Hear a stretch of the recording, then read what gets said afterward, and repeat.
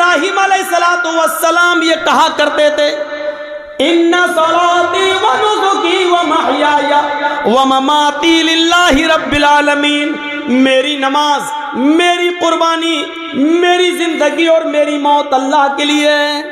قرآن کہہ رہا ہے نا ان صلاتی و نسکی و محیای و مماتی للہ رب العالمین، میری نماز، میری قربانی، میری زندگی، میری موت کس کے لیے؟ اللہ کے لیے۔ اس کا مطلب یہ ہے کہ ابراہیم علیہ السلام پر بھی نماز فرض تھی۔ جب اپنی بیوی ہاجرہ کو اور اپنے بچے چھوٹے اسماعیل کو جب چھوڑ دیا تھا بیابان جنگل میں، اور جب چلے گئے بہت دور، بیوی اور بچے کی آنکھوں سے اوجل ہو گئے، تو ابراہیم علیہ السلام نے جو دعا کی تھی وہ دعا کو دیکھو قرآن ریکارڈ کرتا ہے، ربی انی اسکنت من ذریتی بواد غیر ذی زرع عند بیتک المحرم لیقیموا الصلاۃ الہ العالمین۔ او اللہ رب العالمین، ہم نے اپنی بیوی کو، ہم نے اپنے بچے کو ایک بیابان جنگل میں تیرے حوالے چھوڑ دیا ہے۔ اس جنگل میں کوئی نہیں ہے، انسانی آبادی نہیں ہے، اس جنگل میں کوئی رہتا نہیں ہے، کوئی بندہ نہیں ہے۔ بواد غیر ذی زرع، بے آب و گیا دیے، وہاں درخت بھی پیدا نہیں ہوتے، وہاں بیابان جنگلی جنگل ہے، وہاں سے کوئی قافلہ بھی نہیں آتا ہے، تھوڑے بہت درخت جو دکھ رہے ہیں ان پر پرندوں کے گھونسلے بھی نہیں ہیں، ایک چڑیا کا بھی پتہ نہیں ہے۔ ایسی بیابان جنگل میں جو غیر آباد ہے، غیر ذی زرع ہے، اس جنگل میں ہم نے اپنے بیوی بچوں کو چھوڑ دیا ہے۔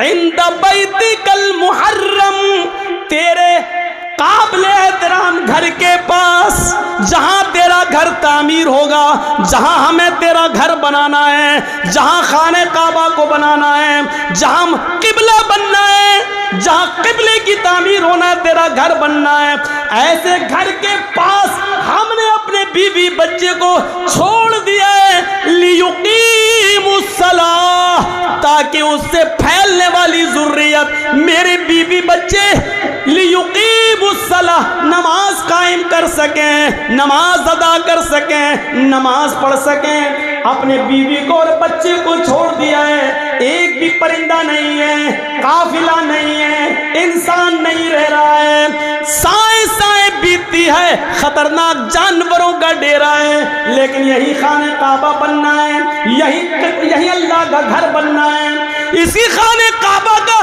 طواف آگے چل کے ہونا ہے، اور ساری دنیا اسی کی طرف آگے چل کر رخ کر کے نماز پڑھنے والی ہے۔ ہمیں اسی جگہ پر اپنے بیوی بچوں کو چھوڑ دیا ہے، تاکہ میری بیوی سے، میرے بچوں سے جو نسل پھیلے، جو تعداد بڑھے، جو سنکھیا بڑھے، جو آبادی بڑھے، لیقیموا الصلاۃ، وہ تیری لیے نماز پڑھ سکیں، وہ نماز قائم کریں، وہ نماز پڑھنے والے ہوں۔ ابراہیم علیہ السلام یہ دعا کر رہے ہیں، ہم نے اپنے بیوی اور بچوں کو ایسی جگہ چھوڑا ہے جو بالکل بیابان ہے، لیکن ہم نے وہاں اس لیے چھوڑا ہے، وہاں تیرا گھر ہے، اس لیے چھوڑا تاکہ وہ نماز ادا کریں، نماز پڑھیں۔ قرآن کی اس آیت سے ہمیں پتہ چلنا چاہیے کہ نماز کی اہمیت کیا ہے۔ یہی نماز ہے۔ حضرت موسیٰ علیہ السلام کو اللہ نے حکم دیا تھا وَأَقِمِ الصَّلَاةَ لِذِكْرِي، آئے موسیٰ تم میری یاد کے لیے، مجھے یاد کرنے کے لیے نماز قائم کرو۔ پتہ چلا کہ یہ نماز موسیٰ علیہ السلام پر بھی فرض تھی، ابراہیم پر بھی فرض تھی، نوح علیہ السلام پر بھی فرض تھی۔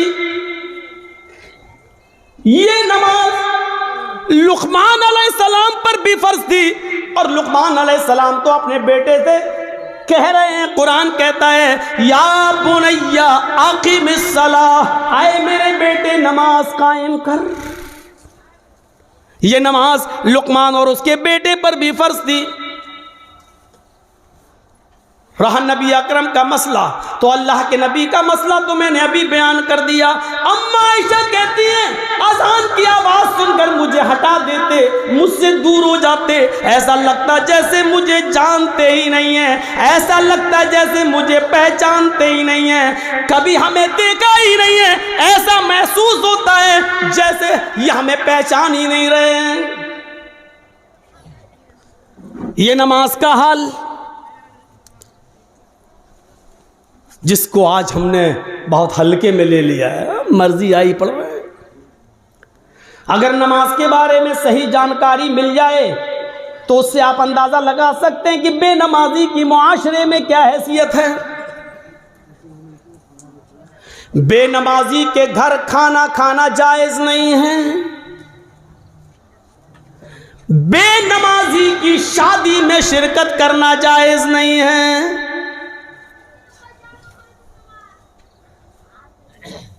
اگر کسی لڑکی کی شادی کسی بے نمازی سے ہو جائے تو اس لڑکی کا بے نمازی پتی کے ساتھ رہنا جائز نہیں ہے۔ سمجھائے، مانتا ہے تو ٹھیک ہے، نہیں مانتا تو الگ ہو جائے۔ سوال یہ ہے کہ وہ طلاق نہ دے تو طلاق دینے کی ضرورت ہی نہیں ہے، کیونکہ بے نمازی مسلمان ہی نہیں ہے، اور جب مسلمان نہیں ہے تو کسی کافر کے نکاح میں رہنے کی ضرورت بھی نہیں ہے۔ یہ نکاح آٹومیٹکلی فسق، اپنے آپ ختم۔ بے نمازی کے ہاتھ کا کھانا جائز نہیں ہے، بے نمازی کے ہاتھ کا پانی جائز نہیں ہے۔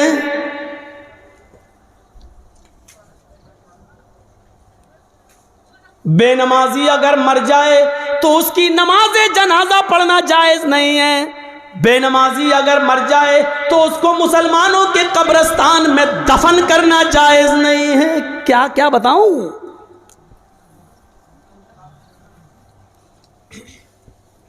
لیکن سب چل رہا ہے۔ کتنا بڑا دل گردہ ہے آج جس کی حیثیت یہ ہو، اور شادی کے موقع پر ہم یہ نہ دیکھیں، پوچھتے ہیں لڑکی پڑھی لکھی ہے؟ ہاں کتنی؟ قرآن پڑھی ہے۔ کتنا بڑا کارنامہ ہے، قرآن پڑھی ہے۔ اور قرآن کھلتا کب ہے؟ رمضان میں، پھر پورے رمضان تک بند رہتا ہے، پھر جب رمضان کا مہینہ آئے گا تب وہ کپڑے سے کھلے گا، دھول اس وقت دھول صاف ہوگی، اپنے جہیز کے برتن روز دھوئے گی، اماں کی اور باپ کی طرف سے ملے ہوئے برتن روز دھوئے گی، لیکن قرآن جس جزدان میں لپٹا ہوا ہے اس کو مہینوں ہو جاتے ہیں اس کو صاف کرنے کی نوبت نہیں۔ جس طریقے سے بے نمازی عورت بے نمازی آدمی کے ساتھ نہیں رہ سکتی، اسی طریقے سے نمازی شوہر کے ساتھ بے نمازی عورت نہیں رہ سکتی۔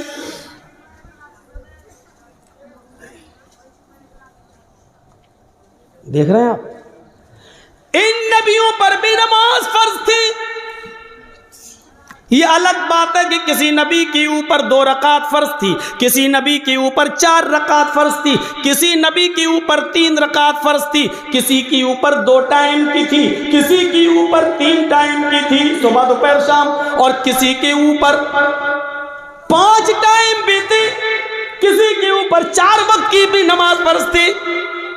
لیکن اللہ کے نبی جناب محمد رسول اللہ صلی اللہ علیہ وسلم جب نبی بنا کر بھیجے گئے تو آپ نے یہ نماز 5 وقت کی فرض کی، کیونکہ اللہ تعالیٰ نے 50 سے 5 وقت کی کر دی، اور جب 5 وقت کی فرض کر دی گئی تو نماز کا اصول یہ بنایا کہ فجر میں 2 رکعت رکھ دی، ظہر میں 4 رکعت رکھ دی، عصر میں 4 رکعت رکھ دی، مغرب میں 3 رکھ دی، اور عشاء میں 4 رکھ دی، کیونکہ کسی نبی کے اوپر 2 تھی، کسی کے اوپر 3 تھی، اور کسی کے اوپر 4 تھی، 2 سے کم نہیں تھی اور 4 سے زیادہ کسی کے اوپر فرض نہیں تھی۔ اس لیے اللہ کے نبی نے 2 بھی رکھی، 3 بھی رکھی اور 4 بھی رکھی، تاکہ لوگوں کو اس بات کا علم ہو جائے کہ میں کسی نبی کے خلاف نہیں ہوں. میں نے فجر میں 2 رکعت نماز فرض کی ہے تاکہ ان نبیوں کی بھی اقتدا ہو جائے جو 2 رکعت جو پڑھا کرتے تھے.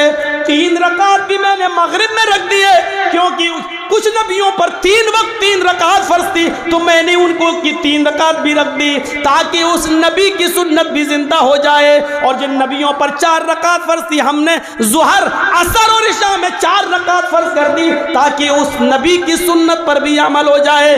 میں نبیوں کا مخالف نہیں ہوں, میں رسولوں کا مخالف نہیں ہوں, ہاں میں آخری نبی ہوں. اب طریقہ میرا چلے گا, اب راستہ میرا چلے گا.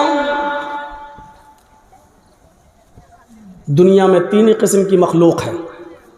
ایک مخلوق جو ہمیشہ کھڑی رہتی ہے جیسے پیڑ, درخت, پہاڑ, یہ کھڑے ہیں. کچھ مخلوق جھکی ہوئی ہوتی ہے جیسے بھینس, بکری, گائے, بھیڑ. آپ دیکھیے ہم لوگ جب ایسے رکوع میں چلے جائیں تو بالکل وہی شکل ہو جاتی ہے. اور کچھ مخلوق زمین سے چپکی ہوئی ہوتی ہے جیسے چھپکلی, چوہا. دیوار پہ بھی چڑھے گا تو چپکا ہوا ہوگا, زمین پہ ہوگا تو ایسے ہوگا. یہ 3 ہی قسم کی مخلوق ہے, چوتھی کوئی قسم نہیں ہے. اور اللہ کہتا ہے یسبح للہ ما فی السماوات و ما فی الارض, زمین و آسمان کی ساری مخلوق اللہ کی تسبیح بیان کر رہی ہے, اللہ کی حمد و ثنا بیان کر رہی ہے. اللہ کے نبی صلی اللہ علیہ وسلم نے نماز میں یہ تینوں کنڈیشن لاگو کر دی ہے. اللہ اکبر, اے اللہ یہ پہاڑ بھی تیری حمد و ثنا بیان کرتے ہیں, یہ درختوں کے پتے بھی حمد و ثنا بیان کرتے ہیں. اگر تجھے کھڑے ہو کر کی جانے والی عبادت زیادہ پسند ہے درختوں کی, پہاڑوں کی, تو دیکھ میں کھڑا ہوں. اللہ اکبر, میری اس ادا کو قبول کر لے. اگر تجھے 4 پیر والے جانوروں کی عبادت زیادہ پسند ہے تو دیکھ میں جھک گیا ہوں. اللہ اکبر, میں نے رکوع کر لیا ہے, دیکھ میں نے بھی ان کی طرح شکل بنا لی ہے. اگر تجھے چھپکلی, چوہے اور زمین پر رینگنے والے کیڑے مکوڑے, سانپ, بچھوؤں کی عبادت اور ان کی تسبیح پسند ہے تو دیکھ میں سجدہ کر رہا ہوں. اللہ اکبر, زمین پر چپک گئے, سجدہ کر لیا. اے اللہ اگر تجھے یہ حیت پسند ہے تو میں بھی اس حیت کو کر رہا ہوں. تینوں چیزیں نماز کے اندر لاگو کر دی ہیں. پتہ نہیں اللہ کو کون سی ادا زیادہ پسند ہے. اللہ تینوں اداؤں میں سے جو تجھے پسند ہے وہ قبول کر لے. آئیے ایک اور چیز بتاتا ہوں آپ کو.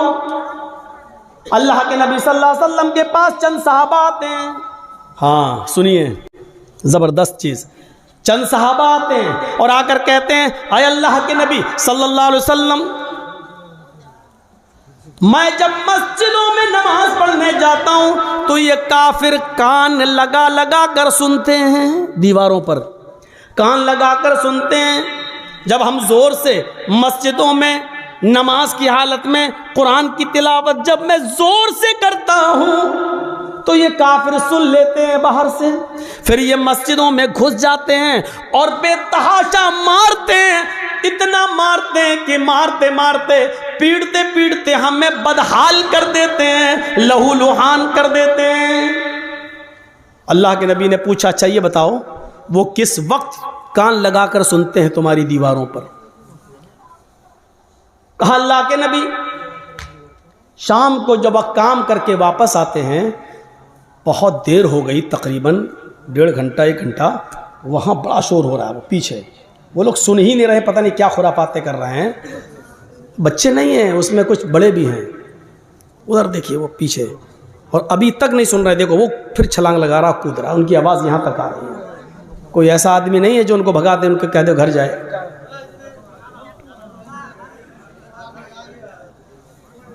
اتنے شیطان بچے, ان کے ماں باپ سے پوچھو, ہمیں ہمارا دل کہتا یہ رات میں پیدا ہوئے ہوں گے.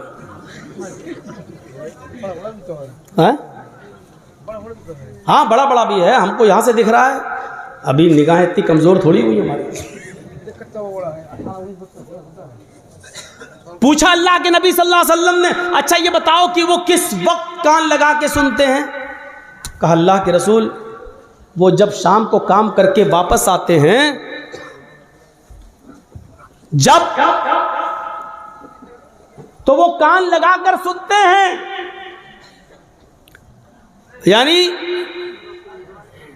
عصر کے وقت۔ تو اللہ کے نبی صلی اللہ علیہ وسلم نے فرمایا اچھا تو کان لگاتے ہیں وہ دیواروں پر؟ کہاں؟ تو ٹھیک ہے، پھر عصر میں تم قرآن کی قرأت زور سے کرنا بند کر دو، یعنی آہستہ پڑھ لو۔ اور کب کان لگاتے ہیں؟ کہ اللہ کے رسول قیلولہ کرتے وقت۔ ہم لوگ جب دوپہر میں کام کر کے آتے ہیں، گھر میں کھانا کھا کے تھوڑا سوتے ہیں، قیلولہ یعنی ظہر کی نماز کے وقت وہ کان لگا کر سنتے ہیں اور ہم کو پکڑ کے مارتے ہیں جب ہم زور سے قرآن کی تلاوت کرتے ہیں تب۔ تو اللہ کے نبی نے کہا ظہر میں بھی تم قرآن کو آہستہ پڑھو۔ دیکھیے آپ نے یہ نہیں کہا کہ نماز گھر میں پڑھ لو۔ مقامی آدمی ہو جو کہیں کا رہنے والا ہو، آپ اپنے گاؤں کے رہنے والے ہیں تو آپ اپنے گھر پہ نماز نہیں پڑھیں گے۔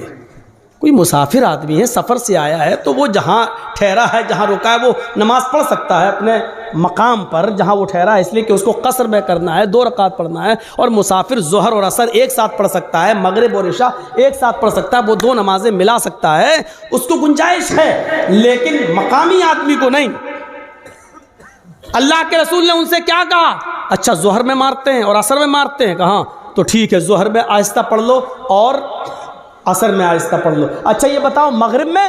کہ اللہ کے رسول وہ بہت دیر سے آتے ہیں تو مغرب میں وہ کان لگا کے نہیں سنتے ہیں۔ تو آپ نے فرمایا پھر مغرب میں قرآن کی تلاوت زور سے کرو۔ اچھا عشاء میں؟ ہاں اللہ کے نبی جب وہ گھر کاروبار کر کے کھیتی باڑی کر کے واپس آتے ہیں تو عشاء میں بھی کان لگا کے سنتے ہیں۔ آپ نے فرمایا ہاں تو وہ عشاء میں بھی نہیں سنتے ہیں کیونکہ تھکے ہوئے ہوتے ہیں، کھانا کھایا اور سو گئے۔ مغرب کے بعد آتے ہیں سنتے نہیں ہیں، اس لیے آپ نے کہا مغرب میں پڑھو زور سے۔ عشاء کی نماز آپ اتنی دیر سے پڑھتے ہیں کہ ان کو نیند آ جاتی ہے، وہ عشاء میں بھی نہیں سنتے، آپ نے فرمایا تو عشاء میں بھی پڑھو۔ اچھا فجر میں؟ کہا اللہ کے نبی فجر میں تو وہ خود ہی گھوڑا بیچ کے سوتے رہتے ہیں۔ تو آپ نے کہا پھر فجر میں بھی زور سے تلاوت کرو۔ پہلے یہ 5 وقت زور سے تلاوت ہوتی تھی، 5 نمازوں میں زور سے پڑھا جاتا تھا الحمدللہ رب العالمین۔ جب صحابہ نے شکایت کی کہ اے اللہ کے رسول یہ ہمیں مارتے ہیں، کانوں میں دیواروں پہ کان لگاتے ہیں، سن لیتے پڑھ رہے ہیں تو مارتے ہیں، پیٹتے اتنا مارتے ہیں کہ لہو لہان ہو جاتے ہیں۔ تو آپ نے کہا کب مارتے ہیں؟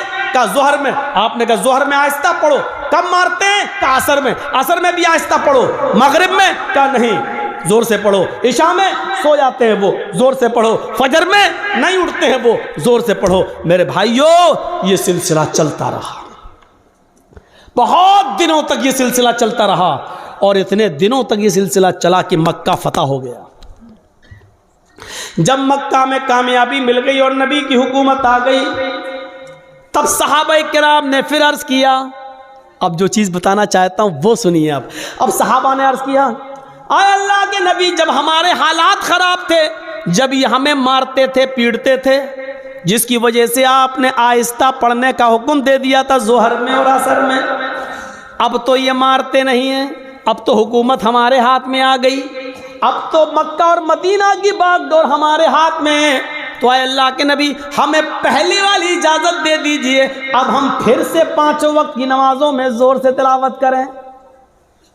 بھئی حالات اب ختم ہو گئے، پہلے حالات برے تھے اس لیے آپ نے آہستہ پڑھنے کو کہہ دیا، اب تو ہمارے فیور میں ہے حالات، اب تو ہمارے حق میں ہے حالات، تو اب کیوں ہم آہستہ پڑھیں، اب ہم زور سے پڑھیں گے۔ آپ نے کہا نہیں بالکل نہیں۔ صحابہ نے کہا اللہ کے رسول کیا یہ وجہ نہیں تھی کہ یہ لوگ ہمیں مارتے تھے اس لیے آپ نے آہستہ پڑھنے کے لیے کہہ دیا تھا؟ آپ نے کہا وجہ یہی تھی۔ کہا جب وہ ریزن ختم ہو گیا، جب وہ وجہ ختم ہو گئی تو اب زور سے پڑھنے کی اجازت کیوں نہیں دی جا رہی ہے؟ اللہ کے نبی نے کیا فرمایا؟ آپ نے فرمایا اس لیے کہ بعد میں آنے والے لوگ جب یہ سوچیں گے کہ ظہر میں عصر میں آہستہ پڑھنے کی اجازت کیوں دی اور مغرب میں عشاء میں اور فجر میں زور سے تلاوت کیوں جاتی ہے. جب یہ بعد میں آنے والے لوگوں کو پتا چلے گا، جب وہ اس کی ہسٹری پڑھیں گے، جب وہ حدیثیں پڑھیں گے، جب ان کو معلوم ہوگا کہ صحابہ کرام مار کھاتے تھے، اتنا پیٹے جاتے تھے کہ ان کی چمڑی ادھڑ جاتی تھی، لہو لوہان ہو جاتے تھے، اس کے باوجود انہوں نے نماز نہیں چھوڑی، ماریں کھائیں لیکن نماز پڑھی، آہستہ پڑھی لیکن پڑھی، نماز چھوڑی نہیں ہے. جب ان کو اس بات کا علم ہوگا تب ان کو پتا چلے گا کہ صحابہ کرام نے بڑی سے بڑی مصیبتیں جھیلی ہیں لیکن نماز نہیں چھوڑی ہے، نماز ترک نہیں کی ہے، تو پھر وہ بھی نمازی بن جائیں گے، وہ بھی نماز کے پابند ہو جائیں گے. اب آپ کو اندازہ ہے میرے بھائیوں، صحابہ کرام مارے کھاتے تھے، اتنا پیٹتے تھے کہ ان کی چمڑی ادھر جاتی تھی، جسم سے خون بہتا تھا، لیکن اس کے باوجود نماز پڑھ رہے ہیں. اللہ کے رسول نے کہا زور سے مت پڑھو، آہستہ پڑھو، لیکن پڑھو. نماز ایسی کنڈیشن میں بھی معاف نہیں. ہٹے کھٹے تندرست ہیں اور نماز نہیں پڑھتے. اور جرأت دیکھو، بہادری، ہمت تو دیکھو. اذان کی آواز آ رہی ہے، کچھ لوگ مسجد میں نماز کے لیے جا بھی رہے ہیں، لیکن کلیجہ اتنا بڑا کہ ان نمازیوں کے سامنے ہوٹلوں پہ بیٹھ کے چائے ہم پی رہے ہیں. ہمارا دل اور ہمارا کلیجہ کتنا مضبوط ہے. یا اللہ تیرا عذاب کیسے رکا ہوا ہے. اتنی بڑی غلطی اگر پچھلے زمانے کی امتوں نے کی ہوتی تو ابھی تک آگ اور پتھر کے عذاب سے وہ ہلاک ہو گئے ہوتے. اللہ رب العالمین کا عذاب ہم پر آ کیوں نہیں رہا ہے؟ اس کی وجہ کیا ہے؟ اتنا بڑا کلیجہ.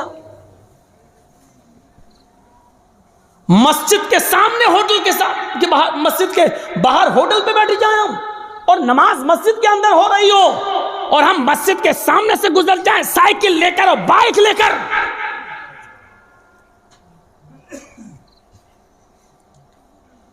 یہ مسجد دن بھر میں 5 مرتبہ بد دعا دیتی ہے، الہ العالمین ان لوگوں نے مجھے بنایا تو بڑی شان سے ہے، جلسے کرا کرا کے، چندے کر کر گئے، سیمنٹ لے لے کے، بوریاں لے لے کر، اینٹیں لے لے کر ہمیں بنایا تو بہت اچھا ہے، خوبصورت بنا لیا، مینارہ بھی بنا دیا، بڑی عالیشان بنا دیا، لیکن الہ العالمین انہوں نے مجھے ویران کر دیا، بنانے کے بعد مجھے آباد نہیں کیا. اے اللہ انہوں نے میرا پیٹ نہیں بھرا، اللہ انہوں نے مجھے بنانے کے بعد میرے پاس نہیں آئے، میری گود میں نہیں آئے. اے اللہ جس طریقے سے انہوں نے مجھے بنانے کے بعد ویران کر دیا، اے اللہ تو ان کی زندگیوں میں ویرانی پیدا کر دے. اللہ جس طرح انہوں نے مجھے برباد کیا تو ان کو برباد کر دے. اللہ جس طریقے سے انہوں نے ہمیں بنا سوا کر درست کرنے کے بعد ہمیں بھلا دیا ہے، اے اللہ تو ان کو بھلا دے. میرے بھائیوں یہ مسجدوں کی کئی بد دعاؤں کا نتیجہ تو نہیں جو ہمارے حالات ہی ہیں، جو ہمارے حالات ہی ہیں. پہلے زمانے میں جب جنگیں ہوتی تھی، نماز کا وقت ہو جایا کرتا تھا، بادشاہ نماز کی حالت میں، بادشاہ جنگ کی حالت میں نماز کے لیے کھڑا ہو جاتا تھا. دوسرا بادشاہ یہ سمجھتا تھا کہ یہ کیا ہو رہا ہے، بتایا یہ نماز پڑھ رہے ہیں، اللہ کو یاد کر رہے ہیں، اللہ سے دعا کر رہے ہیں. وہ بادشاہ اپنی فوج لے کر بھاگ جاتا تھا، یہ کہتے ہوئے کہ جو قوم تیروں اور تلواروں کہ سایوں میں بھی اپنے رب کو نہ بھولتی ہو تو اس کا رب اسے کیسے بھول جائے گا. جو قوم تلواروں کے سایوں میں پلی ہوئی ہو، تیروں تلواروں کے سایوں میں جو نماز ادا کر رہی ہو، ایسی پوزیشن میں بھی وہ اپنے رب کو بھول نہیں رہی ہو، اپنے رب کی عبادت کر رہی ہو، پھر اس کا رب ہمارے ساتھ کیا کرے گا اگر ہم نے ان کو اس پوزیشن میں مارا. وہ اپنی فوج، اپنے ہتھیار، اپنے گھوڑے، اپنا سارا ہتھیار وہیں پر ڈال کر بھاگ جایا کرتے تھے، یہ کہتے ہوئے کہ اے اللہ والو ہم تمہارا مقابلہ نہیں کر سکتے، اے اللہ والو ہم تمہارا مقابلہ نہیں کر سکتے.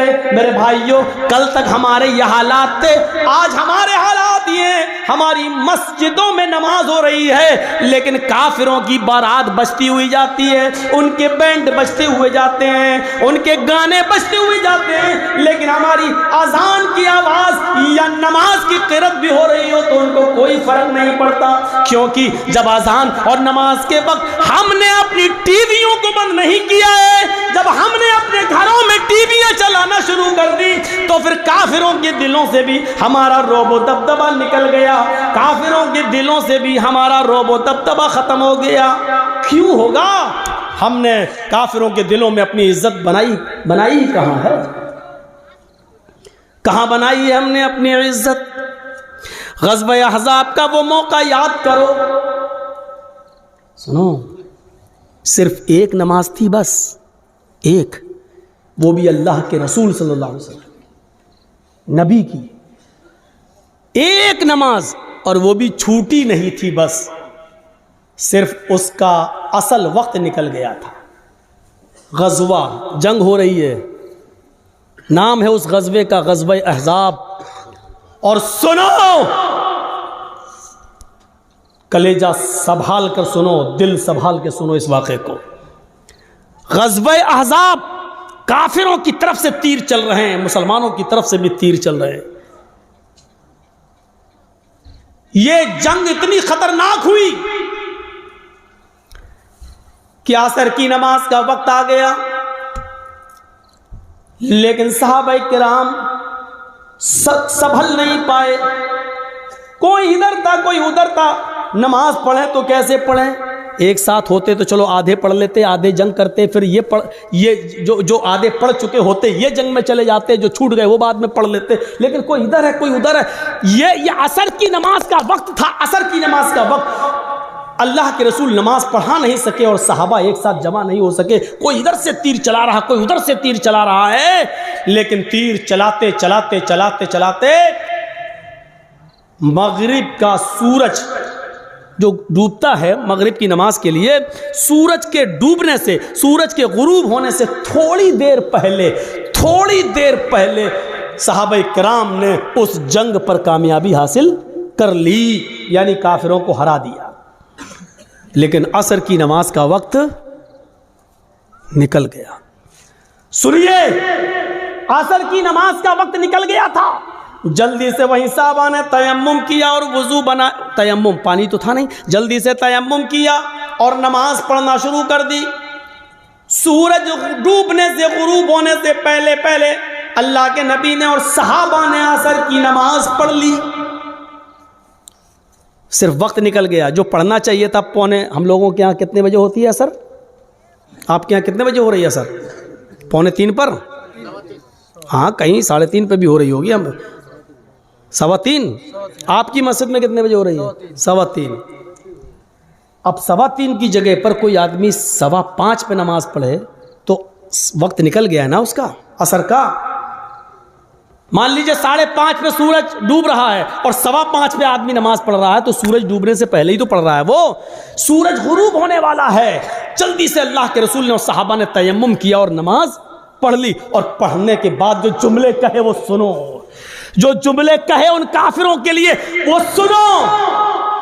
ملأ اللہ بیوتہم وقبورہم نارا کما حبسونا وشغلونا عن الصلاة الوسطى. بخاری شریف کی حدیث کے الفاظ ہیں. اللہ کے نبی فرماتے ہیں, الہ العالمین, جن کافروں کی وجہ سے آج ہماری عصر کی نماز کا اول وقت نکل گیا, اے اللہ, جن کافروں کی وجہ سے آج میری عصر کی نماز کا اصلی وقت نکل گیا, وقت پر ہم نماز نہیں پڑھ سکے, سورج ڈوبنے سے پہلے آج ہم نے عصر کی نماز پڑھی, اس کے ذمہ دار یہ کافر ہیں, یہ جنگ کرنے والے, ان کی وجہ سے میری عصر کی نماز کا وقت نکلا ہے.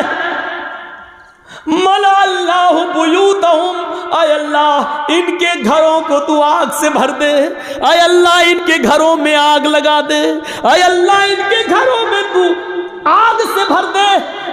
نماز کے وقت اپنے گھروں میں بیٹھنے والوں, نبی اکرم کی اس بد دعا پر ذرا غور کرو.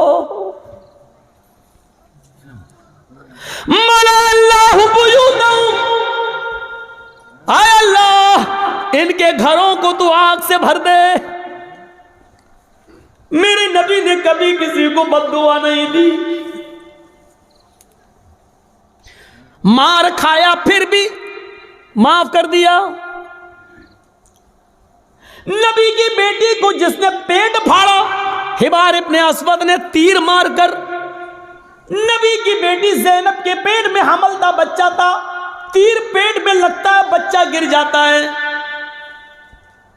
زینب مدینے پہنچتی ہیں، ہوش میں آتی ہیں تو ان کو پتا چلتا ہے کہ میرے پیٹ کا بچہ گر گیا ہے، ضائع ہو گیا ہے۔ اس صدمے کو وہ برداشت نہ کر سکی، انتقال کر گئی۔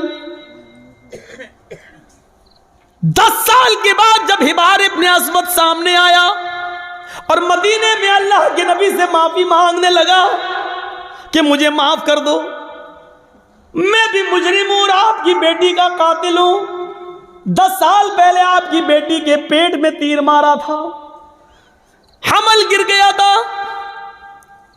نبی اکرم کی آنکھوں میں آنسو آ گئے، بیٹی کی یاد آ گئی، رونے لگے، لیکن کہتے ہیں حبار میری بیٹی کے قاتل، میں نے آج تک اپنے لیے اور اپنے خاندان کے لیے کبھی بدلہ نہیں لیا، آج تو نے معافی مانگی، جا میں نے تجھے بھی معاف کر دیا، جا جا جا حبار میری بیٹی کے قاتل، میں نے اپنی بیٹی کے قتل کا خون معاف کر دیا۔ وہ حمزہ جو نبی کا چچا اور ہندا نے پیٹ پھاڑا، ناک کاٹی، کان کاٹا، زبان کاٹی، اور اسی میں دھاگا ڈال کر ناک کان زبان کا ہار بنا کر اپنے گلے میں پہنا، وہ ہندا جس نے حمزہ کا پیٹ پھاڑ کے کلیجہ نکالا اور چبایا، ہمت نہیں کر سکی اس کو کھانے کی، تھوک دیتی ہے، کٹی ہوئی گردن، پھٹا ہوا پیٹ، نکلا ہوا کلیجہ، کٹی ہوئی ناک، کٹا ہوا کان، کٹی ہوئی زبان، یہ لاش جب نبی کے سامنے آئی تو آپ کی آنکھوں میں آنسو آ گئے اور کہا اے حمزہ قیامت تک جتنے بھی لوگ اللہ کی راہ میں قتل کیے جائیں گے یہ شہید ہوں گے، لیکن تو قیامت کے دن سید الشہداء بنا کر اٹھایا جائے گا، تمام شہیدوں کا سردار بنا کر اٹھایا جائے گا۔ ایسا حال کرنے والی ہندا جب نبی کے سامنے آئی تو آپ نے کہا کیا چاہتی ہو؟ معافی۔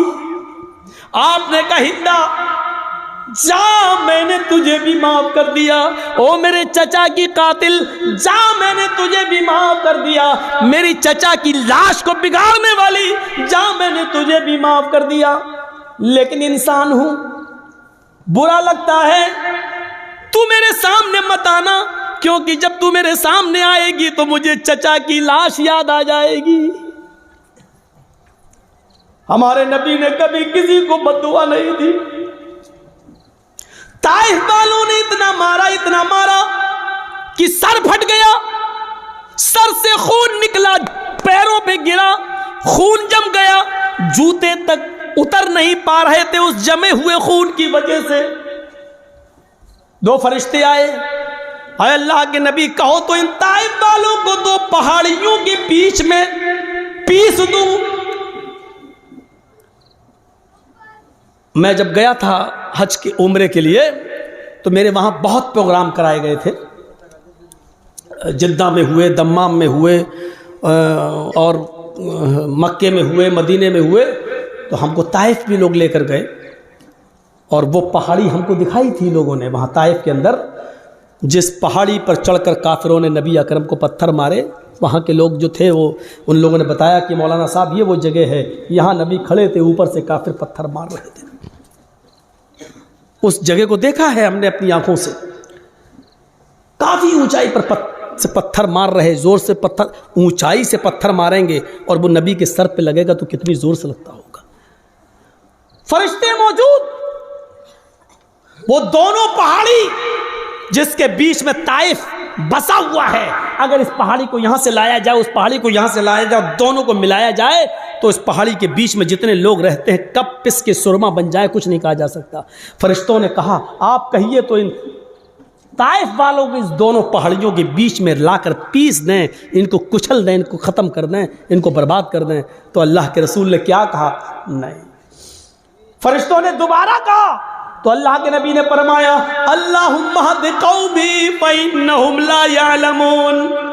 آئے فرشتوں, نہیں نہیں ان کو مارو نہیں, اللہ ان کو ہدایت دے گا اور انشاءاللہ ان کی پشت سے آنے والی نسلیں مسلمان ہوں گی, ان کی نسلیں کلمہ پڑھنے والی ہوں گی, مجھے نبی ماننے والی ہوں گی. اے اللہ تو ان کو ہدایت دے, یہ مجھے جانتی نہیں ہے کہ میں کون ہوں. آپ نے اس موقع پر بھی بدلہ نہیں لیا. دیکھ رہے ہیں آپ, بیٹی کے قاتل کو معاف کر رہے ہیں, بدلہ نہیں لے رہے ہیں. ہندا کو معاف کر رہے ہیں, انتقام نہیں لے رہے ہیں.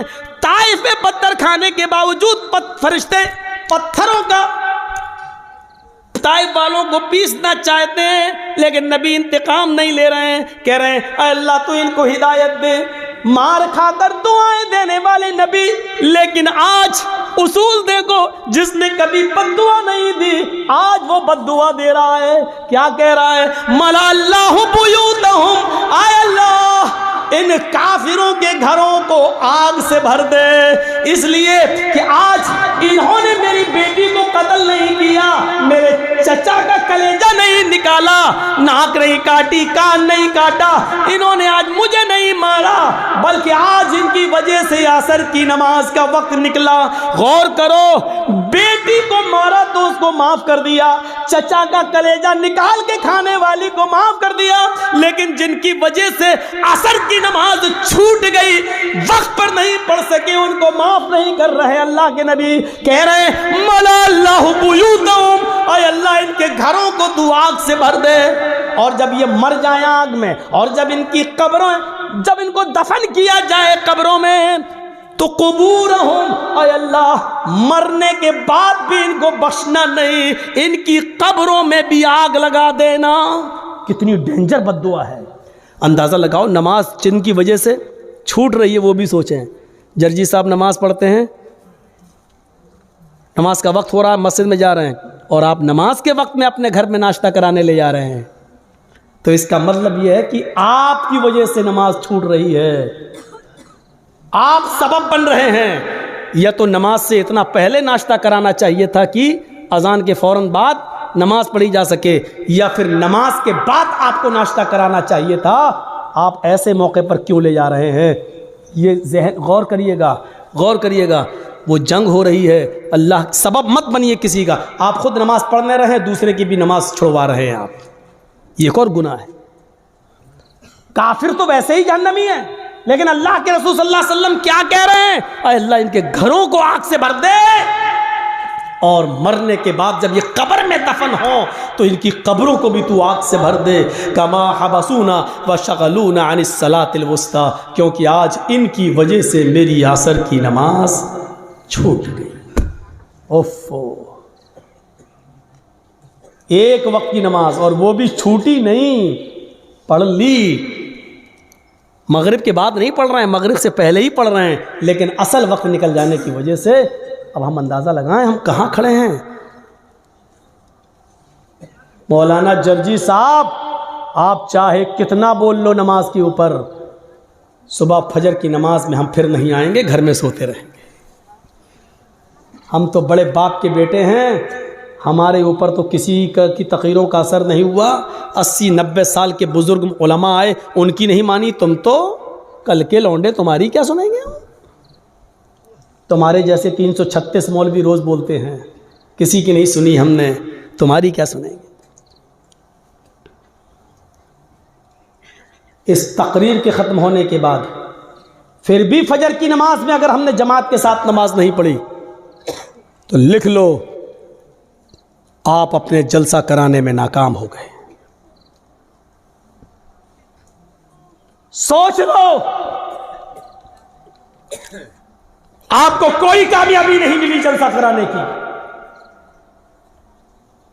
اگر تقریروں سے ایمان میں تازگی پیدا نہ ہو، مسجدوں میں نمازیوں کی تعداد نہ بڑھے، تو بیکار ہیں ایسے جلسے۔ اس سے بہتر تھا کہ عشاء کی نماز کے بعد آپ سوتے اور فجر کی نماز سے پہلے آپ اٹھ کر فجر کی نماز پڑھ لیتے جماعت کے ساتھ، یہ آپ کے لیے تقریر سننے سے بہتر ہوتا۔ ایک صحابی رات بھر نماز پڑھتے رہے، اللہ اکبر، دعا مانگتے، پھر نماز پڑھی، دعا مانگتے رہے، نماز پڑھی، نماز پہ نماز، سجدے پہ سجدے، عشاء سے لے کر فجر تک برابر نماز پڑھتے رہے۔ نیت تھی فجر کی نماز پڑھ کر سوئیں گے، لیکن تھوڑی دیر پہلے، فجر کی نماز سے تھوڑی دیر پہلے ان کی آنکھ لگ گئی۔ اب سنو، فجر کی نماز سے تھوڑی دیر پہلے، بھائی رات بھر جاگ لیے تو تھوڑی دیر پہلے ایسے ویسے لیٹے تھے، چلو تھوڑا لیٹ جاتے ہیں، کمر سیدھی کرتے ہیں، ابھی اذان کا وقت ہونے والا ہے، گئے کام سے، تھوڑی دیر کی بات آنکھ کھلی، مسجد میں نماز ہو رہی ہے، جلدی سے وضو بنایا، نماز میں شامل ہو گئے، جماعت تو مل گئی، دونوں رکعتیں مل گئیں، لیکن فجر کی نماز سے پہلے جو 2 رکعت سنت پڑھی جاتی تھی وہ نہیں پڑھ پائے۔ سن رہے ہیں؟ غور سے سنیے، وہ نہیں پڑھ پائے۔ فجر کی جماعت نہیں چھوٹی تھی، جماعت مل گئی، بھائی سو کے اٹھے، جلدی سے وضو بنائے، مسجد میں چلے گئے، نماز تو پڑھ لی، دونوں رکعتیں مل گئیں، لیکن سنتیں نہیں پڑھ پائے۔ بعد میں جب وہ سنتیں پڑھنے لگے، سنتیں پڑھنے کے بعد فرض نماز کے بعد جب اللہ کے نبی نے سلام پھیر دیا، سلام پھیرنے کے بعد دیکھا کہ وہ کوئی سنت پڑھ رہا ہے، سنت کے بعد جب آپ نے ان کو بلایا، آپ نے ان سے کہا یہ بعد میں تم کون سی نماز پڑھ رہے تھے؟ کہ اللہ کے رسول وہ رات بھر نماز پڑھی تھی میں نے، عبادت کی تھی، اور فجر کی نماز سے تھوڑا پہلے مجھے نیند آ گئی، آنکھ کھلی تو میں نے جلدی سے وضو بنایا، مسجد میں آ گیا، جماعت کھڑی تھی تو جماعت کے ہوتے ہوئے ہم نے سنت نہیں پڑھی، پہلے جماعت پڑھ لی، بعد میں سنت پڑھ لی۔ تو اللہ کے رسول نے جو جواب دیا وہ سنیے، آپ نے فرمایا کاش تو پوری رات آرام سے سوتا، کاش تو پوری رات عشاء کی نماز کے بعد سے لے کر فجر تک آرام سے سوتا، گہری نیند میں سوتا، لیکن فجر کی نماز سے پہلے اٹھ کر وضو بنا لیتا اور فجر کی نماز سے پہلے 2 رکعت سنت پڑھ لیتا۔ اللہ کی قسم، فجر سے پہلے 2 رکعت سنت اگر پڑھ لیتا تو یہ 2 سنتیں تیرے لیے رات بھر کی عبادت سے زیادہ بہتر ہوتی۔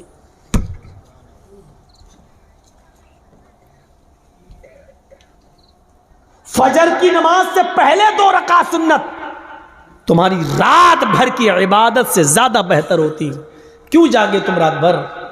یعنی ایسی عبادت سے کیا فائدہ کہ جلسہ سنو 12 بجے تک، 1 بجے تک، اور سوتے سوتے 2 بج جائے، اور فجر کی نماز میں جب آپ اٹھ نہ سکیں اور مسجد میں نہ جا سکیں، تو ایسے جلسوں سے کیا فائدہ؟ یہ بند ہونے چاہیے ڈرامے۔ ہاں میں اس کو ڈرامہ کہتا ہوں، جو جلسے لوگوں کو نمازی نہ بنا سکیں وہ ڈرامہ ہے، جو تقریریں لوگوں کے دلوں میں ایمان تازہ نہ کر سکے وہ نوٹنکیاں ہیں، وہ لیلا مجنوں کی کہانیاں ہیں۔ تصور کیجئے ہم کہاں ہیں، نماز کتنی ضروری چیز ہے ہماری سوسائٹی اور ہمارے سماج میں اور ہمارے لیے۔ رمضان کا چاند دیکھا جاتا ہے اور عید کا بھی دیکھا جاتا ہے۔ رمضان کا چاند دیکھنے کے لیے ایک آدمی کی، باشرہ آدمی کی گواہی کی ضرورت ہے۔ اگر ایک آدمی یہ کہہ دے کہ میں نے چاند دیکھا ہے تو دوسرے دن سے روزہ رکھا جائے گا۔ عید کے چاند کے لیے 2 آدمیوں کی گواہی ضروری ہے۔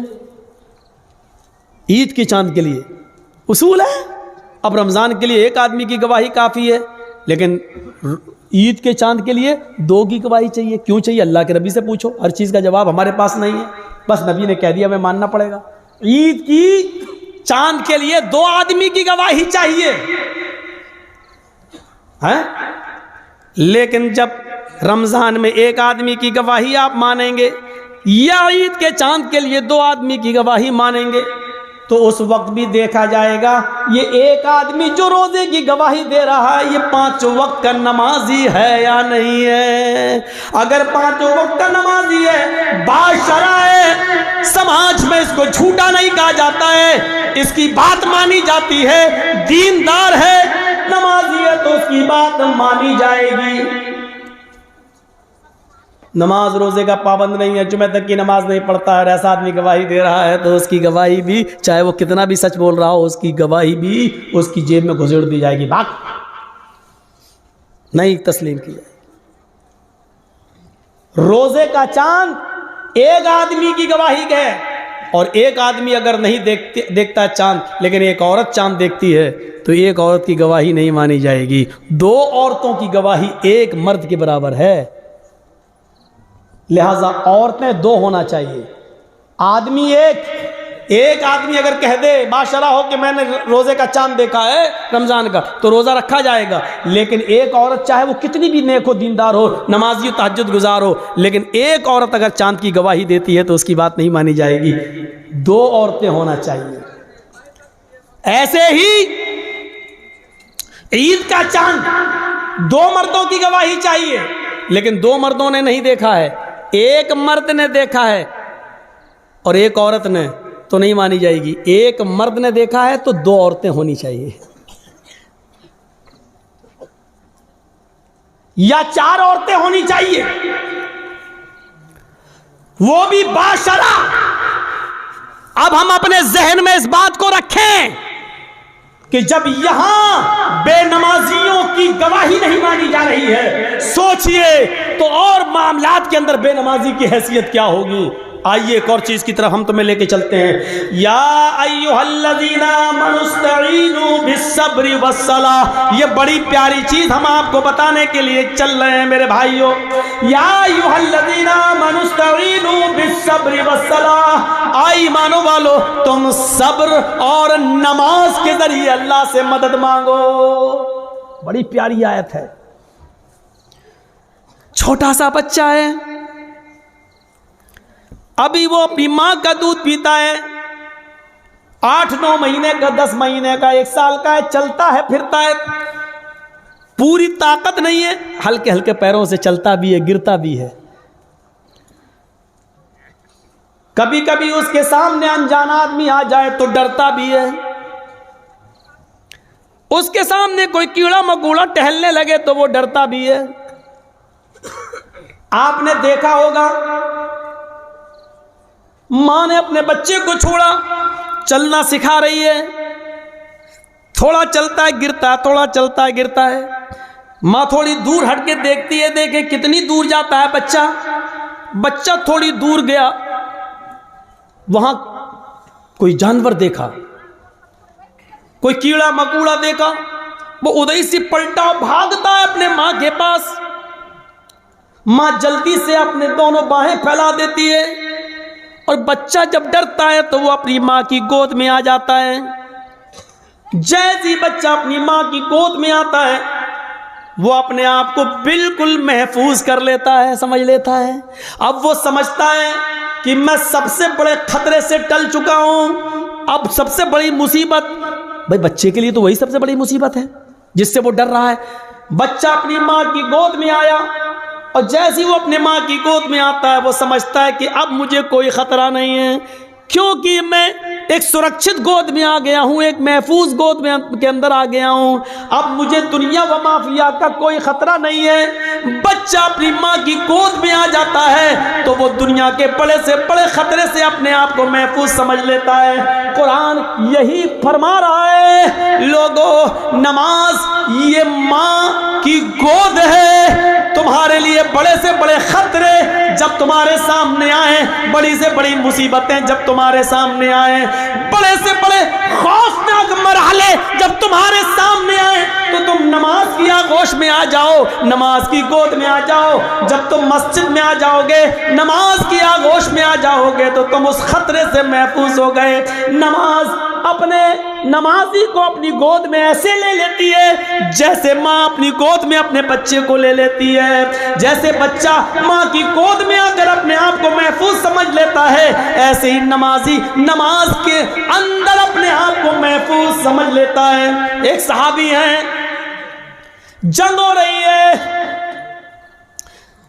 نماز کا وقت ہو جاتا ہے، نماز کے وقت ہی میں ابو داؤد شریف کی روایت ہے، ایک تیر آتا ہے اور تیر آتے ہی ان کی پیٹھ میں لگتا ہے۔ اور سوچو تیر کسی کی پیٹھ میں لگ جائے اور نماز کے اندر لگ جائے، لگی، ہاتھ بندھے ہوئے ہیں، تیر پیچھے لگتا ہے، خون بہنے لگتا ہے اور ٹپکنے لگتا ہے، لیکن انہوں نے قرآن پڑھنا بند نہیں کیا، پوری نماز پڑھ لی۔ جب سلام پھیرا، السلام علیکم ورحمت اللہ، السلام علیکم ورحمت اللہ، لوگ ان کے پاس آئے، صاحب یہ کیا کیا تم نے؟ اتنا خطرناک تیر آدھے سے زیادہ تمہاری پیٹھ میں گھس گیا، خون سے پوری چٹائی بھیگ گئی، تمہارا کپڑے لہو لہان ہو گئے اور تم نماز میں مصروف ہو۔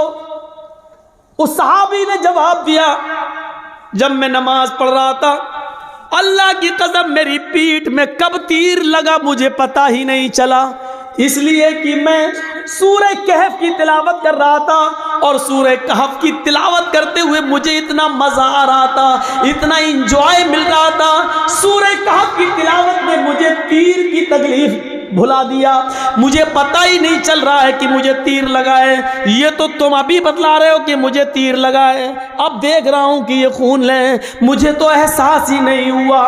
غور کیجئے کتنا بڑا خطرہ تھا تیر کا لگنا، اور ان کو پتہ ہی نہیں، کیونکہ وہ نماز کی گود میں تھے، نماز کی آغوش میں تھے۔ سوچو میرے پیارے ساتھیو، آج ہماری بھی نمازیں ہیں، ہم پڑھتے ہیں اور ایک چھوٹا سا مچھر کاٹ لے تو ہم جلدی سے گال مسلنے لگتے ہیں، مچھر مارنے لگتے ہیں، اس لیے کہ ہمیں قرآن کی تلاوت میں مزہ ہی نہیں آتا ہے۔ وہ کہہ رہے ہیں کہ ہم ایسے سورہ کہف پڑھ رہے تھے، سورہ کہف کی تلاوت میں مجھے اتنا مزہ آ رہا تھا، اتنا انجوائے آ رہا تھا کہ مجھے پتہ ہی نہیں چلا کہ مجھے کب تیر لگا۔ یا ایھا الذین آمنوا استعینوا بالصبر والصلاۃ، اے ایمانوں والو تم صبر اور نماز کے ذریعے اللہ سے مدد مانگو، صبر اور نماز کے ذریعے اللہ سے مدد مانگو، صبر اور نماز کے ذریعے صبر کرو اور نماز آغوش میں آ جاؤ نماز کے،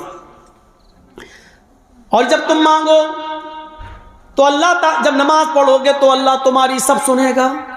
ہاں ایسا بھی ہو سکتا ہے کہ نماز کے بعد تم کچھ مانگ رہے ہو اور اللہ نہیں دے رہا ہے، یہ ہو سکتا ہے، تو اس میں گھبرانا نہیں چاہیے۔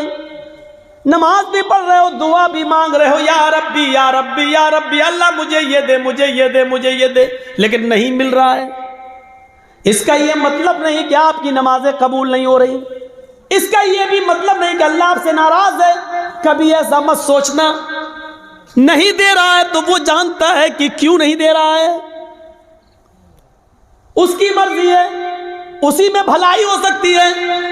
ہمارا ایک چھوٹا سا بچہ ہے،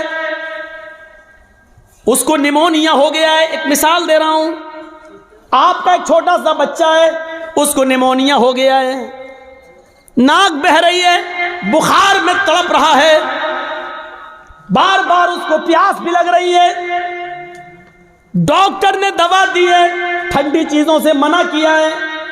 جب آپ اس بچے کو لے کر دوا لے کر آ رہے ہیں تو راستے میں برف بیچنے والا آئس کریم بیچنے والا آئس کریم بیچ رہا ہے، اور آپ کا بچہ آئس کریم کی ضد کر رہا ہے، پاپا مجھے آئس کریم چاہیے، پاپا مجھے آئس کریم چاہیے، ڈیڈ مجھے آئس کریم چاہیے، ابو مجھے آئس کریم چاہیے۔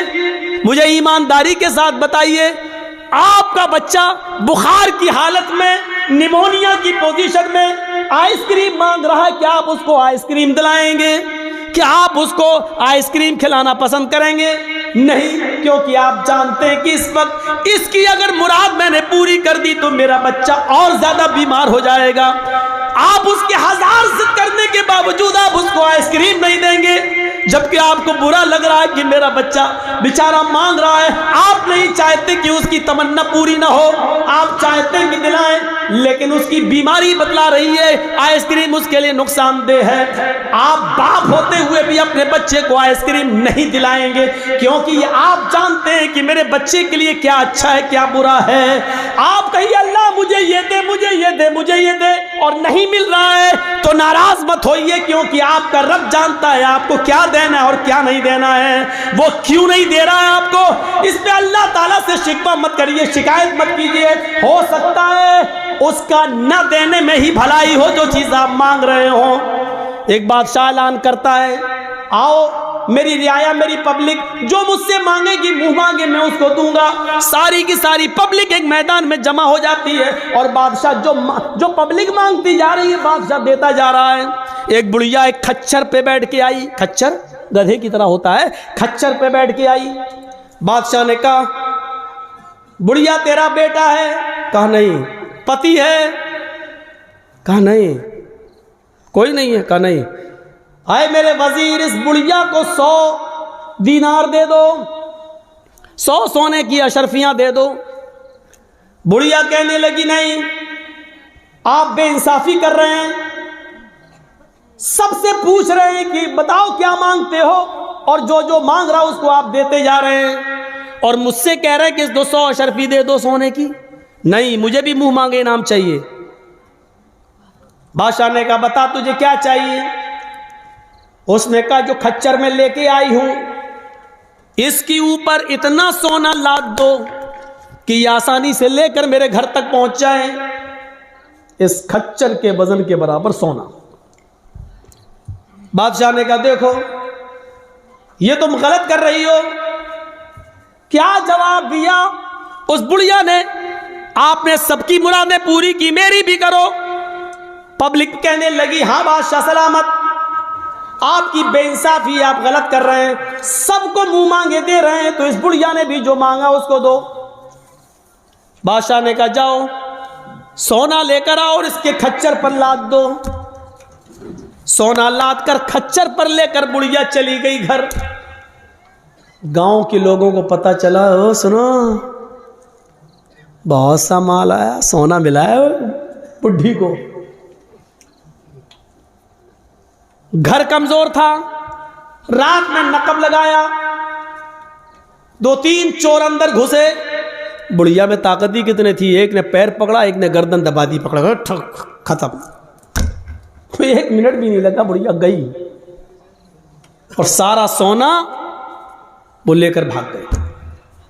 صبح ہنگامہ ہو گیا, بڑھیا ماری گئی, سونا چلا گیا. بادشاہ نے ساری رعایا کو پھر بلایا, کہا لوگوں کیا ہوا؟ کہ بڑھیا ماری گئی, سونا غائب. کہا دیکھو میں جانتا تھا, اسی لیے اس کو 100 اشرفیاں دے رہا تھا. میں جانتا تھا کہ اس بڈھی کو لالچ ہے, اتنا سونے کا کرے گی کیا, نہ اتنا کھا پائے گی. اس کی زندگی میں اب زیادہ دن بھی تو نہیں رہ گئے, لیکن اس کے لالچ نے اس کو مار دیا. اسی لیے میں اس کو 100 سونے کی اشرفیاں دے رہا تھا, لیکن آپ لوگوں نے میری مخالفت کی. دیکھو مجھے معلوم تھا بڑھیا اتنا سونا نہیں سنبھال سکے گی, اس لیے ماری گئی. ایک معمولی بات سے یہ کہہ رہا ہے کہ کتنا اس بڑھیا کو ملنا چاہیے میں جانتا ہوں, اور کیا نہیں ملنا چاہیے میں جانتا ہوں. تو جو لوگ اللہ سے دعائیں مانگتے مجھے یہ دے دے مجھے یہ دے دے, لیکن نہیں مل رہا ہے, اس کا رب جانتا ہے کہ کیا دینا چاہیے کیا نہیں دینا چاہیے, کتنا دینا چاہیے اور کتنا نہیں دینا چاہیے, یہ اس کو معلوم ہے. اس لیے اس نے جتنا دیا ہے اسی پر راضی رہو, اسی پر خوش رہو. زیادہ مال تباہی و بربادی کا باعث بھی بن جاتا ہے. کل میں نے بتایا تھا اللہ کے نبی نے جب جنت میں جھانک کر دیکھا تو جنت میں سب سے زیادہ غریب فقیر اور مسکینوں کو دیکھا, اور جہنم میں جھانک کر دیکھا تو سب سے زیادہ عورتوں کو دیکھا. میرے بھائیوں اندازہ لگائیے, یا ایھا الذین آمنوا استعینوا بالصبر والصلاۃ. نماز ایک ماں کی طرح ہے, جس طرح بچہ ماں کی گود میں آ جاتا ہے تو اپنے آپ کو محفوظ سمجھتا ہے. ایسی بڑی سے بڑی مصیبتیں جب ہمارے اور آپ کے اوپر آئیں تو ہم نماز میں مصروف ہو جائیں. یقین نہیں آتا تو سنو, ابراہیم علیہ السلام اپنی بیوی سارہ کے ساتھ, سارہ ہاجرہ تو دوسری ہیں, سارہ پہلے تھی, پہلی بیوی کون ہے؟ سارہ. سارہ کے ساتھ جا رہے ہیں اور ظالم بادشاہ کے ملک میں گھس جاتے ہیں, اس ملک کو کراس کرنا چاہتے ہیں. ظالم بادشاہ کے وزیروں نے لوگوں کو بتایا, بادشاہ کو بتایا ایک آدمی ہے, اس کے ساتھ ایک عورت ہے اور بڑی خوبصورت ہے. بادشاہ نے کہا اچھا خوبصورت ہے, کہاں, بلا کے لاؤ. ابراہیم و سارہ بلا کر لائے گئے. بادشاہ نے پوچھا یہ تمہاری کون ہے؟ ابراہیم علیہ السلام نے فرمایا یہ میری بہن ہے. ابراہیم علیہ السلام نے یہ سن رکھا تھا کہ اس بادشاہ کو اگر یہ کہہ دیا جائے کہ یہ میری بہن ہے تو بھائی کے ساتھ جب بہن کو دیکھتا ہے تو وہ پھر ہاتھ نہیں لگاتا ہے، چھوڑ دیتا ہے۔ تو کہہ دیا کہ بہن ہے، یہ جھوٹ نہیں تھا۔ ابراہیم علیہ السلام نے جب یہ کہا کہ یہ میری بہن ہے تو اس حیثیت سے کہا کہ ساری دنیا کے مسلمان آپس میں بھائی ہیں اور ساری دنیا کی عورتیں بہن ہیں۔ ایمانی رشتے سے ان کو اپنا بہن دل میں نیت کی تھی، ایمانی رشتے سے تو سبھی بہن ہیں، ہر کوئی ایک دوسرے کا بھائی، ایک دوسرے کی بہن ہے۔ لیکن چونکہ خوبصورت اتنی تھی حضرت سارہ کہ بہن کہنے کے باوجود بھی اس کی نیت خراب رہی۔ اس نے کہا ان کو کہیں لے جاؤ اور سارہ کو ذرا ہمارے دربار میں لے کے آؤ۔ ابراہیم علیہ السلام اپنی بیوی سے کہتے ہیں جاؤ۔ ابراہیم علیہ السلام کو ایک جگہ روک دیا جاتا ہے، سارہ کو اکیلے لے جایا جا رہا ہے، اور جب بادشاہ کی خلوت میں، بادشاہ کی تنہائی میں سارہ کو کر دیا جاتا ہے تو بادشاہ نے سارہ نے دعا مانگی، الہ العالمین میں اپنے شوہر ابراہیم کی امانت ہوں اور آج تک میں نے تیرے دین کی کبھی مخالفت نہیں کی ہے، اے اللہ اس ظالم بادشاہ سے میری عزت و آبرو کی حفاظت فرما۔ یہ کہہ کر بادشاہ نے جب اس سارہ کے اوپر اپنا ہاتھ بڑھایا تو سارہ کی دعا رنگ لائی اور سینے کے پاس آتے آتے ہاتھ رک گیا، نہ آگے بڑھ رہا ہے، نہ پیچھے ہٹ رہا ہے، نہ نیچے ہو رہا ہے، نہ اوپر جا رہا ہے، یہیں پر آ کر شل ہو جاتا ہے جیسے یہ سارہ علیہ السلام ہے اور یہ ان کے سینے کا حصہ ہے، ایسے اس پہ پکڑ کے ہاتھ مارا، یہ بس یہاں پر رک گیا، اب نہ آگے بڑھ رہا، نہ پیچھے ہٹ رہا، نہ ادھر ہو رہا، نہ ادھر ہو رہا ہے۔ چیخ کر کہتا ہے سارہ تیرے پاس کوئی خدائی طاقت ہے جو میرے ہاتھ کو مضبوطی کے ساتھ پکڑے ہوئے ہے، اللہ سے دعا کر، میں وعدہ کرتا ہوں کہ میں تجھے ہاتھ نہیں لگاؤں گا۔ حضرت سارہ نے دعا کی اور بادشاہ کا ہاتھ صحیح ہو گیا۔ پھر نیت خراب ہو گئی اس کی، پتہ نہیں، ہو سکتا ہے آٹومیٹک ہو گیا ہو۔ اس نے دوبارہ ہاتھ بڑھایا تو دوبارہ پھر ہاتھ وہیں پر رک گیا، حضرت سارہ کے تھوڑا پاس، شل ہو گیا، نہ آگے نہ پیچھے، نہ دائیں نہ بائیں۔ اے سارہ ایک بار اور دعا کر دے، اس کے بعد ہم تجھے کبھی ہاتھ نہیں لگائیں گے، میں چھوڑ دوں گا۔ اس نے پھر دعا کر دی، اللہ اس کو ٹھیک کر دے، صحیح ہو گیا۔ لیکن کہتے نا اتنی خوبصورت تھی کہ اس کا دل مطمئن نہیں تھا۔ تیسری مرتبہ اس نے پھر بدعہدی کی اور پھر ہاتھ بڑھایا، پھر ہاتھ سب شل پڑ گیا، آگے نہیں بڑھا۔ کہتا ہے کہ میں قسم کھاتا ہوں اپنے رب کی جس کو وہ رب مانتا تھا، میں اپنے معبود کی، اپنے خدا کی قسم کھا کے کہتا ہوں اب ہاتھ نہیں لگاؤں گا، مجھے آخری بار معاف کر دے اور دعا کر۔ سارہ نے پھر دعا کی، اس نے چھوڑ دی اور اپنی لونڈی جانتے ہو، خادمہ، خدمت کرنے والی، جو اس بادشاہ کی لونڈی تھی، خادمہ، خدمت کرنے والی، ہاجرہ، اس نے وہ لونڈی سارہ کو دے دی کہ یہ تم لے جاؤ اور یہ تمہارے راستے میں کام آئے گی، اس کو میں تمہیں دے رہا ہوں بطور گفٹ۔ حضرت سارہ جب ہاجرہ کو لے کر آئیں تو پوچھا کہ میرے شوہر ابراہیم کہاں ہیں؟ بادشاہ کی پولیس، بادشاہ کی فوج جب حضرت سارہ کو ابراہیم علیہ السلام کے پاس لے کر گئے تو حضرت سارہ کیا دیکھتی ہے کہ ابراہیم علیہ السلام نماز میں مصروف ہیں، نماز پڑھ رہے ہیں۔ مسلم شریف کی حدیث ہے، وہ نماز میں مصروف ہیں، نماز پڑھ رہے ہیں اور نمازی میں یہ دعا کر رہے ہیں کہ اللہ میری بیوی کی حفاظت فرما، اللہ میری بیوی کی حفاظت فرما، اللہ ظالم بادشاہ کے ظلم سے ہماری بیوی کو بچا لے۔ نماز میں مصروف ہیں۔ میرے بھائیوں، جب سارہ کے اوپر مصیبت آئی اور ظالم بادشاہ نے جب ان کو پکڑا اور اپنے آغوش میں لینا چاہا تو ان کے پتی ابراہیم علیہ السلام نماز کے اندر گر جاتے ہیں، نماز میں مصروف ہو جاتے ہیں، نماز پڑھنا شروع کر دیتے ہیں۔ غور کیجئے، جب کسی کے اوپر مصیبت آئے تو اس کو نماز کے اندر نماز پڑھنا چاہیے، اس کو نماز کے اندر اللہ رب العالمین سے دعا کرنی چاہیے، کیونکہ نماز ایک ماں ہے آپ کو اپنی آغوش میں لے لے گی، اور جب آپ نماز کی آغوش میں آ جائیں گے تو سارے خطروں سے محفوظ ہو جائیں گے، سارے خطروں سے آپ الگ ہو جائیں گے، پھر کوئی خطرہ نہیں رہے گا، ٹل جائے گا وہ خطرہ۔ آپ کو یاد ہوگا صحیح بخاری کی روایت ہے، بنی اسرائیل میں ایک نوجوان تھا، نام تھا اس کا جریج، بہت نیک عبادت کرنے والا، بڑا اللہ والا، بڑا نمازی۔ ایک بار حضرت جریج نماز کے اندر مصروف تھے، نماز پڑھ رہے، اور ان کی ماں کو کسی چیز کی ضرورت پیش آ گئی تو جریج کو آواز دینے لگی، آئی جریج کہتے ہیں اللہ میں نماز میں ہوں اور پیچھے میری ماں آواز دے رہی ہے۔ جریج یہ کہتے ہیں اللہ میں کیا کروں، میں نماز میں اور میری ماں پیچھے آواز دے رہی ہے۔ پھر اس نے تیسری آواز دی جریج، لیکن جریج نے کوئی جواب نہیں دیا، وہ نماز پڑھتے رہے۔ چوتھی بار جریج کی ماں کے منہ سے یہ جملہ نکلا، جریج تو نے میری آواز سن کر بھی انسنا کر دیا۔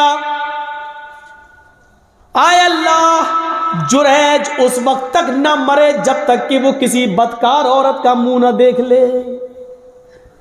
اے اللہ جریج کو اس وقت تک تو موت مت دینا جب تک کہ جریج کسی بے شرم و بے حیا عورت کے ساتھ ہم بستری نہ کر لے، اس کے ساتھ زنا نہ کر لے۔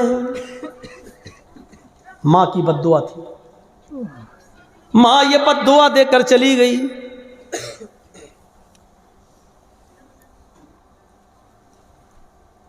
پھر کیا ہوتا ہے، 2-4-5 دن کے بعد ایک عورت جریج کے معبد میں جہاں وہ عبادت کرتے تھے اسی میں حجرہ تھا، اسی حجرے میں خوبصورت عورت آتی ہے اور جریج سے کہتی ہے جریج ادنو منی، آؤ میرے قریب آؤ اور مجھ سے زنا کرو۔ جریج نے کہا اللہ کی پناہ میں ایسا غلط کام نہیں کر سکتا، میں اللہ کا نیک بندہ ہوں، اس کی عبادت میں اپنی زندگی گزار رہا ہوں، چلو جاؤ یہاں سے ہٹو، یہ غلط کام مجھ سے نہیں ہوگا۔ جریج نے اس عورت کو بھگا دیا۔ وہ عورت پریشان تھی، سیدھے جنگل میں جاتی ہے اور وہاں بکریاں چرانے والے ایک چرواہے کے ساتھ وہ زنا کر لیتی ہے، شکار ہو جاتی ہے زنا کا۔ 9 مہینے 10 مہینے گزر جاتے ہیں۔ 9 مہینے کے بعد اس عورت کے بچہ پیدا ہوتا ہے، حمل ٹھہر گیا تھا۔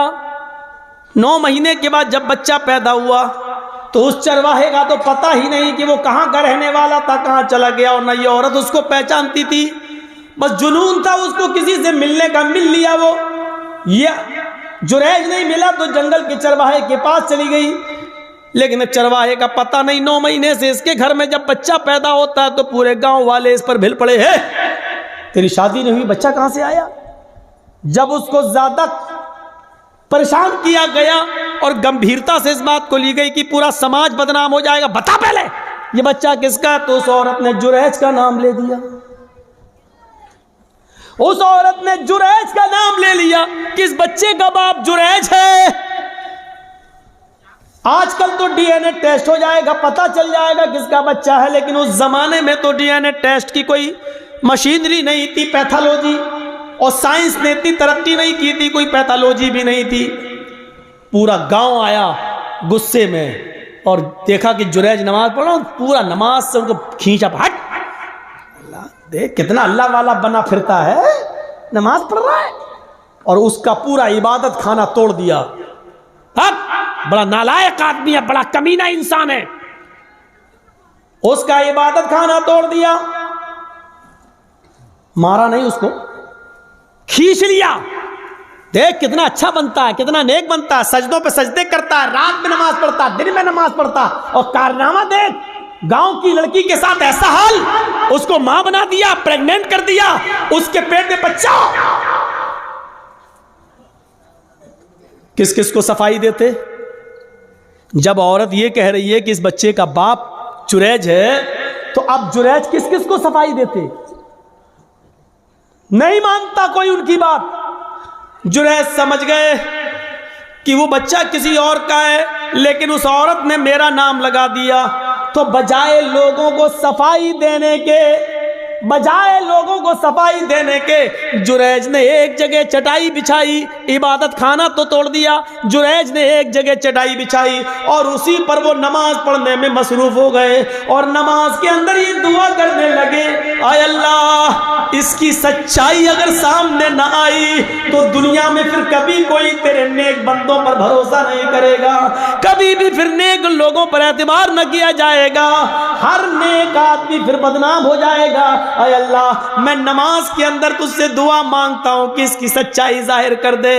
नमाज पढ़ रहे हैं, उधर अल्लाह ताला ने उस बच्चे को कुव्वते गोयाई दी, जो बच्चा उस औरत ने पैदा किया था, जो चरवाहे की पैदावार था।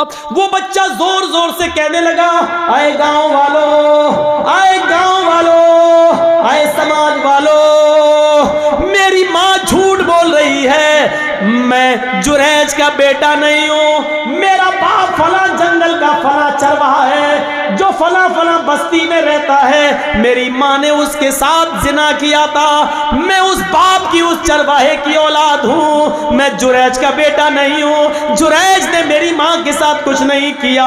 जब वो बच्चा जोर जोर से बोलने लगा, इस बच्चे के जोर से बोलने की वजह से लोगों को यकीन आ गया कि इस औरत ने झूठा जुरैज का नाम लिया है। वो माफी तलाफी करते हुए आए और कहने लगे, जुरैज हमें माफ कर दो, हम सोने का तुम्हारा माबद इबादत खाना सोने का बना देंगे, हमें हमारे पास इतना सोना है, हम सोने का तुम्हारा इबादत खाना बना देंगे।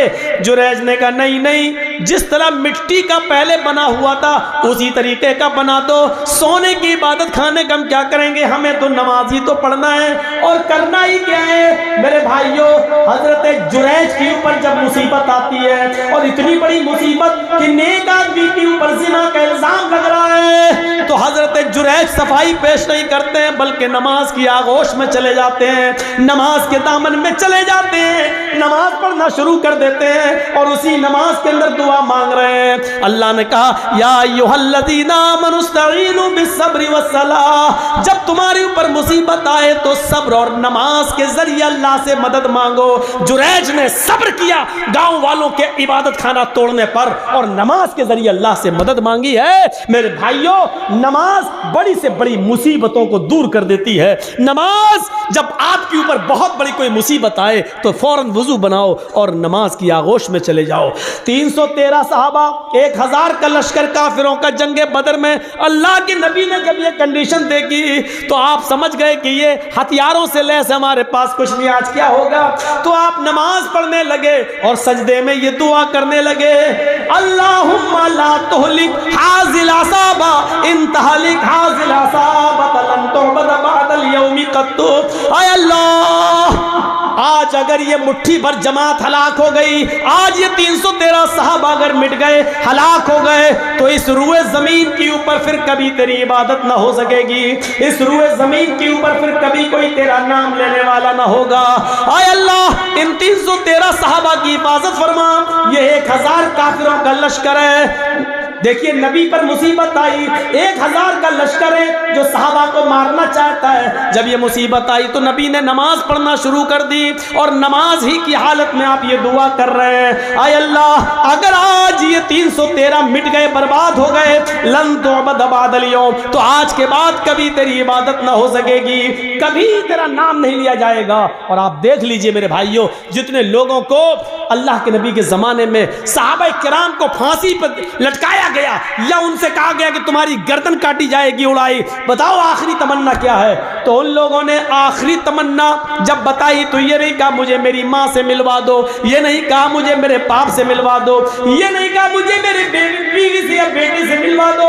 जब उनसे पूछा जाता तुम्हारी आखिरी तमन्ना क्या है, तो वो कहते मुझे 2 रकात नमाज पढ़ने की मोहलत दे दो, मुझे 2 रकात नमाज पढ़ने का मौका दे दो बस। और वो हल्की नमाज पढ़ते 2 रकात, ताकि दुश्मन ये न समझे कि मैं लंबी नमाज इसलिए पढ़ रहा हूं ताकि मौत से बच जाऊं या मौत के डर से मैं लंबा कर रहा हूं। वो छोटी छोटी हल्की हल्की नमाज पढ़ लिया करते थे। नमाज मुसीबतों को और परेशानियों को दूर करती है। मेरे भाइयों, जब आपके पास कोई मुसीबत, कोई परेशानी आए, फौरन नमाज की आगोश में चले जाओ और नमाज के बाद या नमाज में दुआ मांगो अल्लाह ताला से कि बारे अल्लाह तो हमारी खताओं को माफ़ फरमा दे, बारे अल्लाह इस मुसीबत को तो हमारे ऊपर से हटा दे और दूर कर दे। मेरे भाइयों, नमाज इंसान के लिए वैसे ही है जैसे माँ की गोद बच्चे के लिए है।